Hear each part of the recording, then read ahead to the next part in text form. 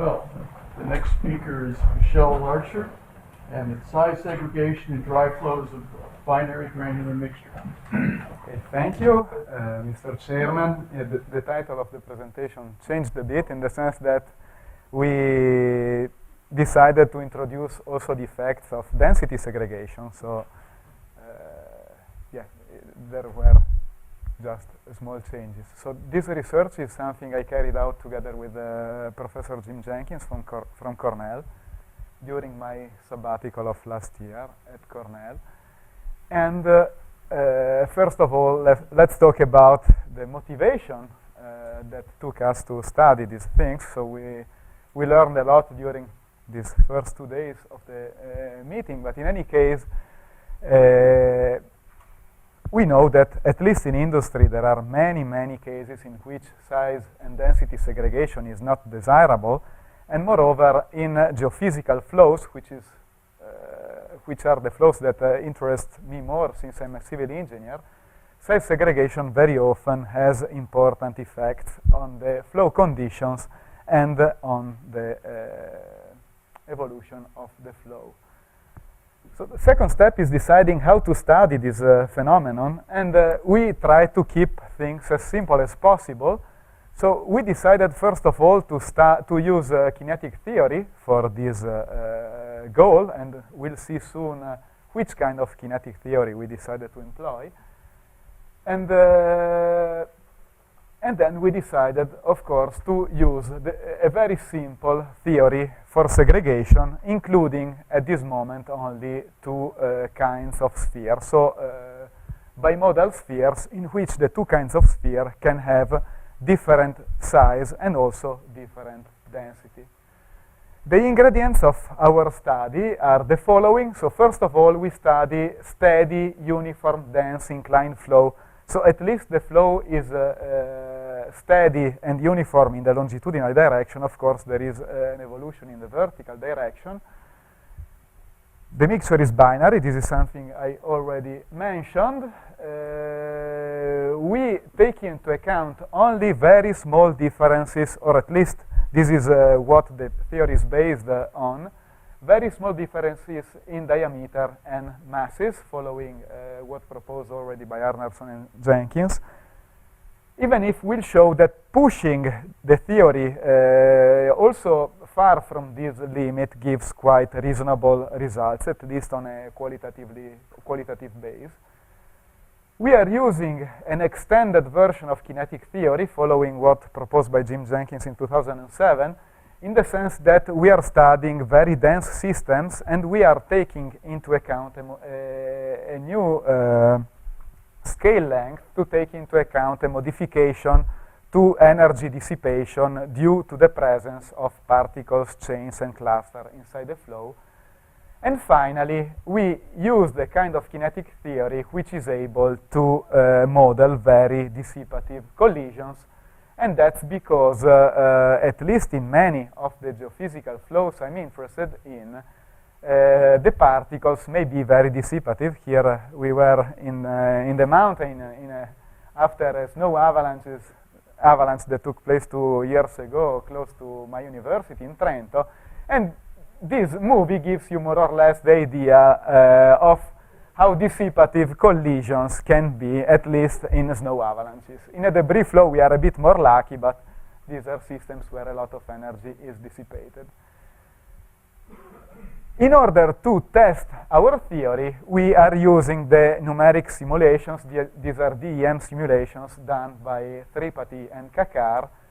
They are studying a system on an inclined plane. The system consists in a periodic cell, both in the longitudinal and transversal direction, and they use bimodal mixtures of spheres where the spheres can differ both in size and density. So it's exactly what can be modeled by our very simple theory. What I should mention is that in the simulations of Tripathi and Kakar, the differences in size and density are not always very small, so we are pushing our theory quite a lot in order to model their results. What's happening? Okay.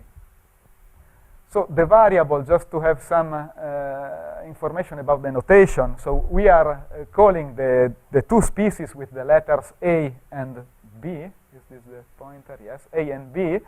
R is the radii. D is what we call the sum of the radii of species A and B.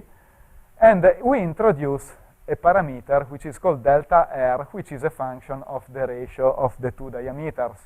And the same thing can be done for the masses, and dr and dm are the two parameters we use to linearize our theory, and are the two parameters that are meant to be small in order to have at least reasonable results.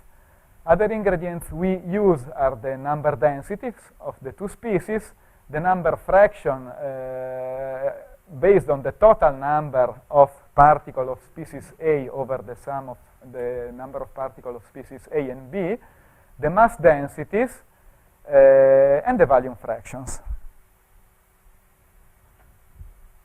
The variables are the mixture velocity, where the mixture velocity is a kind of average of the velocity of the two species, evaluated using the species density.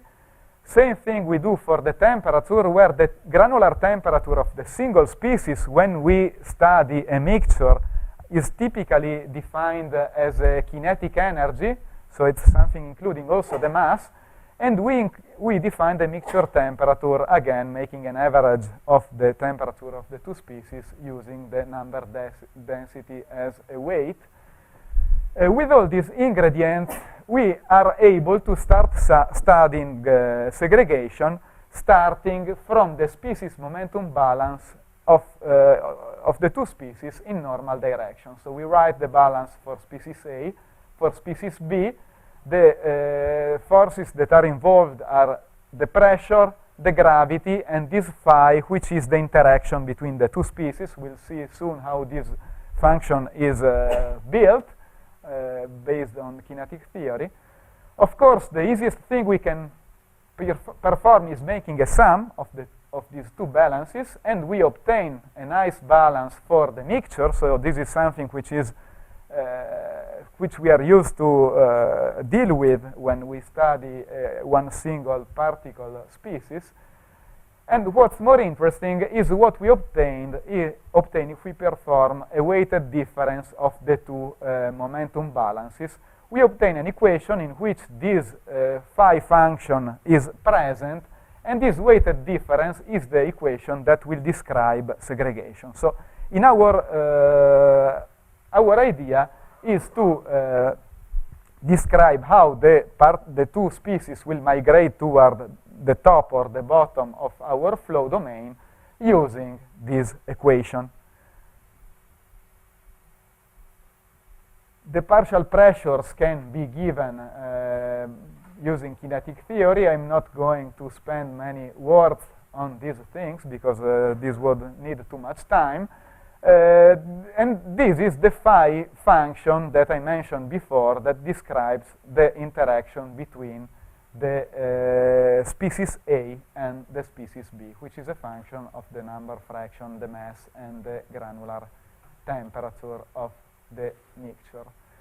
If we take into account very small differences in mass and density, we can, and radius, we can linearize the weighted difference of the momentum balance and obtain this equation, which is the equation we use in order to describe particle segregation, where the variable x, defined as a difference of the number fraction of species A and species B, gives an idea of how the two species are distributed inside the flow depth.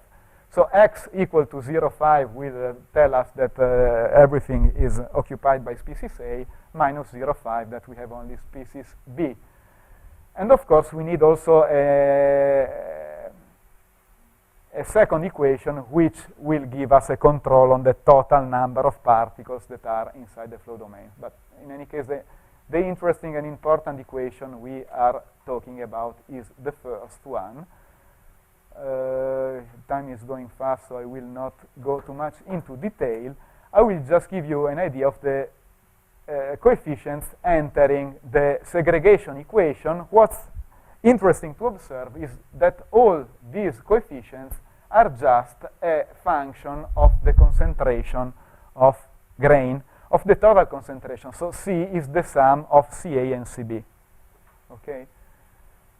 So the equation is quite simple, and basically it can be integrated on also analytically. This is the radial distribution function based on what proposed by Torquato, because this is a dense system. And we can, following what suggested by Jenkins and also Jenkins and Verzi, we can use these conditions also in order to evaluate the concentration as a function of the slope. Oh, this is something I will talk later probably, but let's have a first look about a comparison between Tripathi and Kakar DEM simulations and our model. The simulation is represented by the dots, the model, our simple model by the lines. In our model, we are considering a constant concentration profile throughout the flow depth, which is not a bad assumption in the case of very dense flows, as showed by these DEM simulations and also by other results, among which Silbert et al., Ormi-Terrain, Nakanishi, and others. And the agreement is not so bad. So here we are making a simulation over several slopes, considering a homogeneous mixture. We'll see soon what happens if we start using a binary mixture of grains. Let's talk a bit about the velocity profile. Once again, time is not so much, so I will not go very much into details. So we are studying the velocity of the mixture and not of the single species, since both the DEM simulations and other evidences in literature show us that the velocity difference between the two grains is not dramatically different, and here we are more interested in giving a qualitative description of the flow than a quantitative one. So using the expression for the shear rate and the temperature, modified by some coefficients that come out by linearizing the kinetic theory, if we take into account the presence of two species of with small difference of diameter and radii, we are able to obtain an expression for the velocity, which goes with these exponents and which gives a reasonable agreement with what is given by the DEM simulation. So let's start watching what happens if we are using a bimodal mixture. So here we have a mixture where size is different while we are using the same material, so no density difference. The radii ratio is 1.5. The coefficient of restitution is 0.65. This is according to the simulations of Tripathi and Kakar. And these are the profiles that we obtain for slopes ranging between 23 and 29. Again, considering that we are using a very, very simple model which can be integrated analytically, in our perspective, the results are surprisingly good. Let's see now what happens in a different case. So if we use particles of the same size, but we change the material, so different density, and in particular we have radii ratio equal to 1 and mass ratio equal to 3. So a difference which is not exactly small, so something which is beyond what was the hypothesis of our theory. And again, the results are not so bad, except for the higher slope, where in our perspective the concentration starts becoming not perfectly constant, at least in the core of the flow, and starts being not so dense. So we are going far from our hypothesis, both because the mass ratio is not so small, and both because we have not a constant and small and big concentration. Let's change again condition. We have different size and different materials, and here we have the ready ratio equal to 1.5 and the mass ratio, the density ratio, which is for the black points 1/3 and for the red points 1/2. We see a quite sharp segregation where the big and less dense particles localize at the upper part of the flow, and this is something which does not surprise too much if compared with other things observed in the literature. Now, the most interesting thing in our view is watching at the equation describing segregation and analyzing what happens if the term inside this parenthesis becomes equal to 0. Of course, if these guys become equal to 0, it means that x, which is the difference of an A and an B, does not change throughout the flow depth, which means no segregation, perfect mixing. So we are trying to investigate which are the conditions giving a perfect mixing. 5 minutes, okay, I need less, thank you. Between particle A and particle B. The experimental evidence found in literature tells us that we expect large particles moving up, and this is something that we observed also in the results shown before, and we expect dense particles moving down. Of course, given these two facts, we can expect that there is a particular combination of size and density which gives a perfect mixing of particles of different size and radii. And this is actually what we obtain. So this is, of course, expressed by this ratio, and this can be plotted on this curve. So as a function of concentration, and this means as a function of the slope, because the concentration in our simplified system is a function of the slope. The higher the slope, the smaller the concentration. We have a particular ratio of mass and radii ratio, which tells us that we have perfect mixing. And in particular, above the curve, we have species A rising, and below the curve, we have species A sinking, where the various curves gives us results for different coefficients of normal restitution. Well, yeah, this is finished. I think I'm missing one slide was lost. But what's interesting to observe is that as a function of concentration, only one single ratio of mass and radii will lead to a perfect mixing of spheres. So in systems where the concentration is expected to be not constant throughout the flow depth, we are not able, according to what predicted by this model, to have a perfect mixing. And I think your conclusions are not so crucial, so thank you for attention.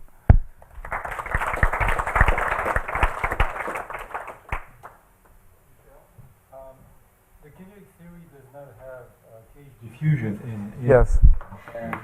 And that the densities in which you operate, my experience with actual microgravity experiments on the very same system is that anything above 40% by volume was not agreeing well with theory because of, largely because of cage diffusion. So is there something that you've done to change the theory so that would be... Yes, now during the last 2 months I did not change the theory since we met last time, but I thought about it also with Jim Jenkins. And in our view, in this kind of experiments and simulations, we have a very high shear, and we expect with this high shear to destroy the cages and destroy then this effect. Moreover, in the presence of cage diffusion of cages, we expect the granular, the kinetic theory to overestimate segregation. Well, in our case where we have the biggest troubles, we underestimate segregation. So our errors are going in the opposite direction. Maybe if we come to the case where the high slope, where is it? Here. at 29 degrees. So we are making a prediction of a more mixed system than what given by the DEM simulation. Sorry? Previous. Yeah, in this case it's a bit different, yes.